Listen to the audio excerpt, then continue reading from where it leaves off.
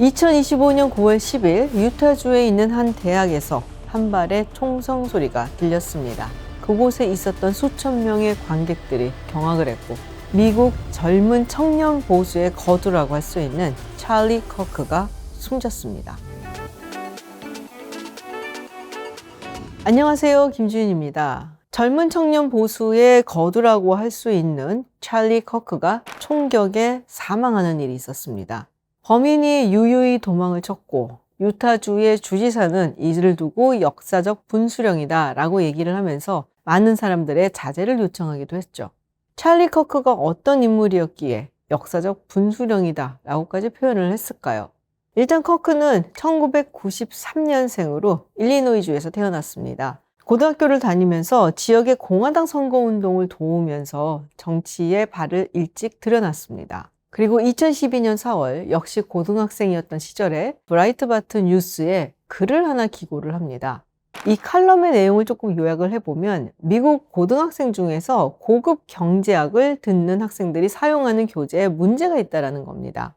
이들이 사용하는 교재는 진보 좌파 성향이 뚜렷한 폴 크루그만 그리고 로빈 웰스 교수의 책을 바탕으로 해서 각색한 내용의 교과서를 쓰고 있다는 거예요. 그래서 이 책을 보다 보면 역사라든지 통계 이런 것들이 굉장히 진보 성향적으로 돌아가 있고 그리고 보수 정권에서의 정책들이 전부 다 실패였다라는 식으로 이야기를 한다는 겁니다. 예를 들면 공급 위주의 정책이었었던 레이거노믹스 이게 철저하게 실패로 끝났다라는 식으로 이야기를 하는데 찰리 커크는 꼭 그렇게만 말할 수는 없다라는 것을 본인이 가지고 오는 어떤 통계라든지 이런 것을 통해서 주장을 하죠. 공교육이라고 한다면 어떤 정치적인 편향성이 없이 진행이 되어야 하는데 이미 어릴 때부터 아이들이 교직원 노조에 속해 있는 진보 좌파 성향의 교사들한테 또 다른 진보 좌파 성향의 교과서를 가지고 교육을 받고 있다는 겁니다. 그래서 아이들이 일찌감치 한쪽으로 편향이 되는 그런 정치적 성향을 가지게 된다는 것이죠.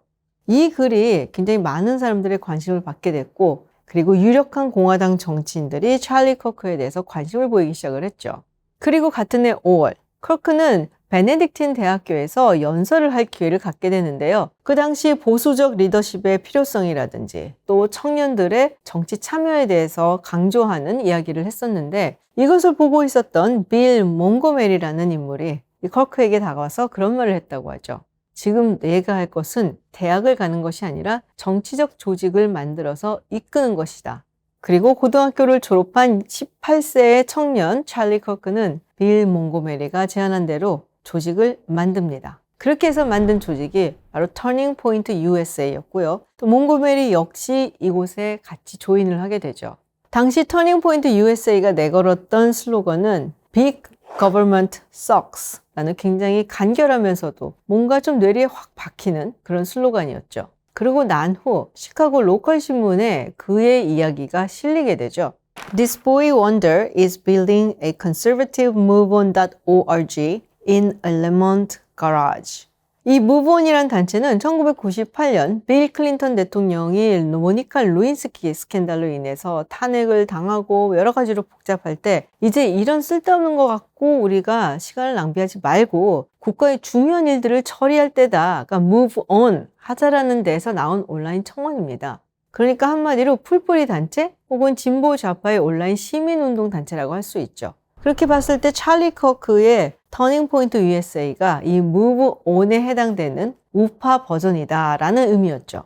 찰리 커크가 터닝 포인트 USA를 성장시키기 위해서 했던 것이 몇 가지 방식이 있는데요. 첫 번째는 Big Government Sucks 와 같은 문구를 통해서 바이럴을 일으키고 그리고 이것을 온라인상으로 통용을 시켰다는 게 있고요. 또 다른 하나는 대학가를 방문을 하면서 토론회를 제안했다는 겁니다. 사실 찰리 커크는 상당히 비폭력적인 사람이었고 주로 말로 하는 언쟁을 선호했었죠. 물론 그의 토론회 제목들이 조금 어그로성이 있었고 그의 발언이나 레토릭이 조금 심하고 세다라고 여겨지는 부분도 있었습니다. 그렇지만 커크가 주로 노렸던 방식은 현장에서 논쟁을 통해서 여러 가지 바이럴을 만들어내고 그리고 그것을 녹화를 하거나 혹은 라이브로 생중계를 하면서 다시금 지지자들을 모집하는 방식이었죠. 그리고 특히 커크가 대학교를 간 것은 이른바 리버럴들의 온상이다 라고 여겨지기 때문이었죠. 그러니까 어떻게 보면은 그 입장에서는 적진에 들어가서 싸우겠다라고 한 것이나 마찬가지였다고 볼 수 있어요. 일례로 커크가 텍사스 A&M 대학교에 방문을 했었는데요. 그 당시 그가 내걸었던 주제가 There are only two genders 였습니다. 어떤 학생들은 여기에 찬성하거나 동의를 하기도 하고 또 어떤 학생들은 심하게 반대를 하기도 했고요. 이렇게 해서 소위 Prove Me Wrong 이라는 시리즈를 계속해서 이어나갔고요. 또 이를 통해서 젊은 보수들을 양성을 하고 이들을 결집시키고 이들이 한 목소리를 내게 하는데 아주 중요한 구심점 역할을 했던 게 바로 찰리 커크입니다. 또 하나 중요한 것이 바로 신앙 네트워크를 이용했다는 거예요. 본인도 굉장히 독실한 기독교 신자죠. 그리고 커크는 2021년 터닝 포인트 USA 페이스를 출범을 시키는데요. 커크는 미국이란 나라 자체가 종교로부터 탄생을 했다라고 이야기를 하고 있죠. 그러면서 목회자들을 불러서 브리핑을 해주고 또 사회적인 메시지, 또 보수적인 메시지를 전달할 수 있도록 교육을 시킵니다. 일반 신도들을 불러서는 Freedom Night라는 원리 행사를 통해서 함께 예배를 하기도 하고 또 일종의 정치 집회를 하기도 하는 방식을 통해 교회라는 네트워크를 사용을 했죠. 사실 이 교회라는 것 자체가 굉장히 잘 조직이 되어 있는 공동체이기도 하기 때문에 찰리 커크가 이 네트워크를 아주 유용하게 활용을 했다라고 볼 수 있습니다. 무엇보다도 2024년 대통령 선거에서 젊은 청년 보수들의 표를 결집시킨 중요한 역할을 한 것이 바로 찰리 커크입니다. 찰리 커크는 또 J.D. 벤스 부통령하고 아주 각별한 사이로 알려져 있죠. 2017년 아직은 정치인이 아니었던 J.D. 벤스 부통령이 당시 폭스뉴스에 출연을 했다고 해요. 그 인터뷰를 보고 커크가 이 사람 굉장히 괜찮다라는 생각을 했나 봐요. 그래서 DM으로 이번 인터뷰 정말 인상적으로 잘 보았다 라는 메시지를 던졌고 그것으로 인해서 두 사람의 연이 맺어졌다고 합니다. 그리고 이후에는 정말로 우정이 깊어져서 거의 베스트 프렌드다 라고까지 이야기를 했다고 하죠. 2021년 벤스가 오하이오 상원의원 선거에 나가겠다라고 결심을 했을 때 이 사실을 가장 먼저 알렸던 것도 커크였고요. 정말로 많은 도움을 줬다고 하죠. 무엇보다도 도널드 트럼프 주니어와 벤스를 연결시켜 준 것이 바로 찰리 커크입니다. 이 도널드 트럼프 주니어가 자신의 아버지인 트럼프 대통령에게 벤스를 정말 강력하게 추천을 해서 부통령 러닝메이트가 되고 그리고 현재 부통령이 되었다라는 것은 잘 알려져 있는 사실이죠. 사실 벤스 부통령이 이전에는 트럼프 대통령에 대해서 별로 안 좋은 시각을 가지고 이야기한 적이 있었거든요. 그래서 이 커크가 추천을 해준 것이 벤스가 이제는 완전히 트럼프 대통령이 열렬한 지지자다라고 보증을 해준 것이나 마찬가지였다고 볼 수 있습니다. 그 덕분인지 트럼프 가족들은 벤스에 대한 어떤 의심을 거두고 그를 부통령 후보로 선택을 했었던 거고요. 이 사건이 벌어지기 전 벤스 부통령은 원래 뉴욕에서 9.11 테러 추모식에 참석할 예정이었습니다. 그런데 이 소식을 듣고 참석을 취소하고 바로 유타주로 날아갔죠. 그뿐만이 아니라 커크의 유해를 에어포스2에 싣고 운구를 했다고 하죠.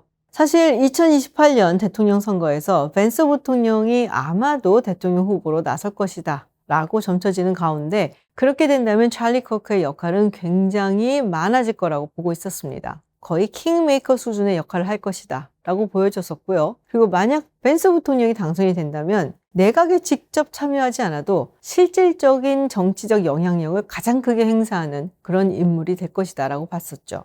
혹은 찰리 커크 자신이 대선 후보가 될 것이다 라는 이야기도 있을 정도로 그만큼 정치적인 영향력이 큰 인물이었다고 할 수 있습니다. 그런데 많은 분들이 오해하시는 게 있어요. 이게 언론에서 자꾸 극우다라고 이야기를 하니까 굉장히 폭력적이었던 것처럼 보이지만 발언이 날이 서고 또 논란이 없었던 적은 아니지만 최대한 비폭력적으로 토론과 논쟁을 통해서 자신의 주장을 알리겠다라는 의지가 있었던 인물이죠. 그래서 2021년 1월 6일 의회 의사당 습격 사건 당시에도 커크와 그의 조직이 도움을 주고 또 관련이 있기는 하지만 의사당 습격에는 참여하지 않았어요. 그리고 본인도 의회 의사당을 습격한 것은 현명한 행동은 아니었다라고 발언을 하기도 했었죠. 자, 그렇다면 커크를 암살한 사람은 누구고 왜 그런 짓을 했을까? 커크의 암살범 타일러 로빈슨은 현재 체포가 됐습니다. 전통적인 공화당 지지자였던 부모님이 그를 알아보고 아버지가 신고를 하고 또 가족들이 자수를 하라고 굉장히 설득을 많이 했다고 하죠. 현재 22세의 젊은 청년인데요. 특별한 어떤 정당에 등록이 되어 있지도 않고요. 그리고 최근 기록을 보면은 투표도 하지 않았다라고 합니다. 그렇게 보면은 정치적으로 별로 관심이 없어 보이는데 가족들의 증언에 따르면 최근 들어서 정치적인 발언을 디너 테이블에서 많이 했다라고 해요. 특히 이 찰리 커크에 대해서는 혐오를 퍼뜨리는 사람이다 라면서 상당히 강하게 비난을 했었고요. 수사당국이 범행에 사용된 소총에서 사용되지 않은 총알을 발견을 했는데요. 여기에는 몇 가지 문구가 새겨져 있었다고 합니다. Hey fascist, catch. 또 오 벨라 차오, 벨라 차오 라는 문구도 있었다고 하죠. 그래서 이런 총알들이 발견된 것을 두고 아마도 굉장히 극좌 리버럴 성향을 가진 인물이 아니겠냐라는 이야기가 나왔는데요. 아직은 수사당국이 조사를 하고 있는 중인데요. 정말로 타일러 로빈슨의 암살 의도와 목적은 무엇이었는지는 좀 더 기다려봐야지 알 수 있을 것 같습니다. 컬크의 존재감이 컸던 만큼 마가 진영은 지금 충격에서 빠져나오지 못하는 모양새입니다. 또 트럼프 대통령은 최근 들어서는 거의 가족처럼 지냈다고 해요. 그래서 정말로 진짜 큰 충격을 받았다고 하죠. 그래서인지 컬크를 두고 진실과 자유를 위한 순교자라고 이야기를 하고 조기 개항을 명령을 하기도 했죠. 충격 속에서 마가 지지자들은 아주 격렬한 적개심을 보이고 있습니다. 유명한 우파 인플루언서들은 이것이 단순히 컬크를 암살한 것이 아니라 보수 우파 진영에 대한 공격이고 거의 전쟁이다 라는 이야기를 하고 있고요. 극단적인 사람들은 트럼프 대통령이 인서렉션 액트를 발의를 해서 좌파들이 반란을 일으키고 있기 때문에 이를 진압해야 된다라는 이야기까지 하고 있고요. 그야말로 미국이 내전 상태로 빠지는 것이 아니냐라는 우려가 짙게 나오고 있습니다. 또 미 국무부에서는 컬크의 죽음을 미화하거나 정당화하거나 혹은 조롱하는 외국인에 대해서는 비자 발급을 제한하는 조치를 하겠다. 즉 미국의 입국을 제한하겠다라는 발표까지 했습니다. 그야말로 그의 죽음에 대한 반응이 아주 격렬하다라고 볼 수밖에 없죠. 자, 이렇게 한쪽 진영에서는 사람의 죽음을 두고 조롱하는 경우도 있기는 하지만 어쨌든 민주당이든 공화당이든 이 점점 심해지고 있는 정치 폭력에 대한 우려를 나타내고 있습니다. 현역 정치인의 경우는 언제든지 자신이 타겟이 될 수 있다라는 두려움에 떨고 있죠. 그래서 보안 이유로 해서 아예 있던 행사를 취소하거나 아니면 실외에서 하기로 했던 행사를 실내로 조정을 하는 경우들도 많이 생기고 있고요. 또 상하원 예산에 있는 보안 프로그램의 예산을 더 확충해야 된다라는 이야기도 나오고 있습니다. 그리고 실제로 지난 10년 동안 정치인 혹은 정치인의 가족들에 대한 협박과 위협은 훨씬 더 증가한 것으로 나타나고 있죠. 미국 의회 의사당 경찰국이 위협으로 평가한 사건 숫자가 2017년에는 3,939건이었는데 2024년에는 9,474건으로 크게 증가했습니다. 잘 알려져 있다시피 찰리 커크가 사망하기 바로 직전에 한국을 방문한 바가 있습니다. 사건 엿새 전에 한국을 방문해서 빌더 코리아 2025에 참석을 했고요. 그리고 그 다음 날에는 일본을 방문하기도 했습니다. 이제는 단순히 미국 내에서 그의 보수적인 주장을 확산시킨 것을 넘어서서 세계적으로 뭔가 좀 보수적인 결집을 주장하고 강화하려는 것이 아니었을까. 또 그 첫 행보로 한국을 택한 것이 아니었나라는 생각을 하게 되는데요. 한국 방문이 꽤 인상적이었는지 한국에서의 경험이 굉장히 좋았다. 젊은 보수들, 특히 남성들을 만나서 굉장히 좋았다는 얘기를 했다고 합니다. 물론 찰리 커크가 논란이 없는 인물은 아닙니다. 하지만 정치 성향을 떠나서 정치 폭력은 결코 용납돼서는 안 되는 일입니다. 다른 의견을 듣고 이를 비폭력적으로 해결하자는 것이 민주주의의 가장 중요한 원칙 중에 하나죠. 그런 의미에서 봤을 때 이런 일들이 자꾸만 일어나는 것이 정말 안타깝기 그지없습니다. 찰리 커크, 고인의 명복을 빕니다.